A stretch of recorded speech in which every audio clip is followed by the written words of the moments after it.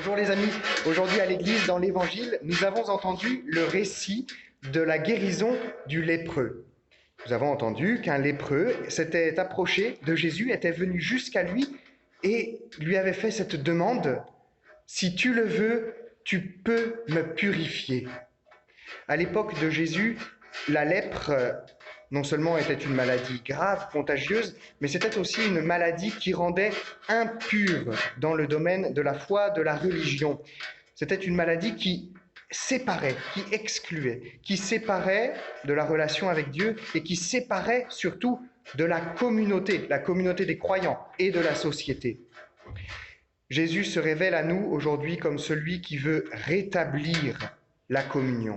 Là où il y a une maladie qui sépare, Jésus veut guérir, assainir, mais pour rétablir une relation et rétablir la communion. La lèpre, ce n'est pas seulement une maladie physique. La lèpre, c'est tout ce qui nous sépare de Dieu et de nos frères, de nos sœurs. C'est tous ces manques d'amour, finalement.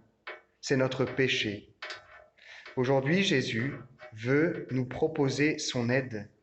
Il se révèle à nous comme celui qui peut nous purifier de tous ces manques d'amour. Celui qui veut inonder nos cœurs de son amour, sa miséricorde.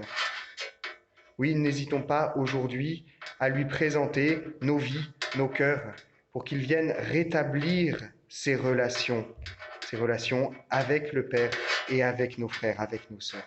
Ensemble, prions.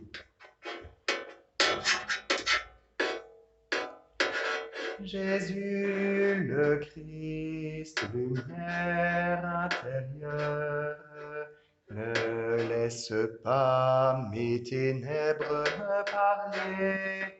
Jésus le Christ, lumière intérieure, donne-moi d'accueillir ton amour. Jésus le Christ, lumière intérieure, ne laisse pas mes ténèbres me parler. Jésus le Christ, lumière intérieure, donne-moi d'accueillir ton amour.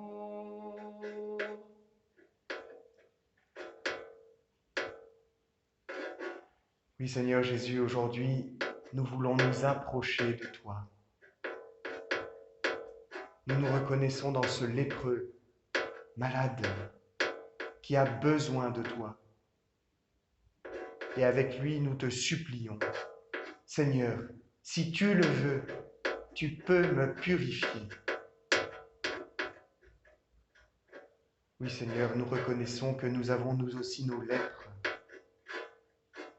plein de choses qui nous éloignent de toi, qui nous éloignent du Père, qui nous éloignent de nos frères, de nos sœurs. Eh bien, Seigneur, viens nous purifier. Seigneur, déverse en nous tes eaux de miséricorde. Lave notre cœur de ce qui le souille.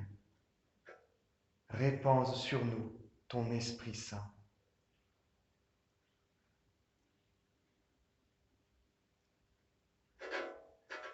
Notre Père qui es aux cieux, que ton nom soit sanctifié, que ton règne vienne, que ta volonté soit faite sur la terre comme au ciel.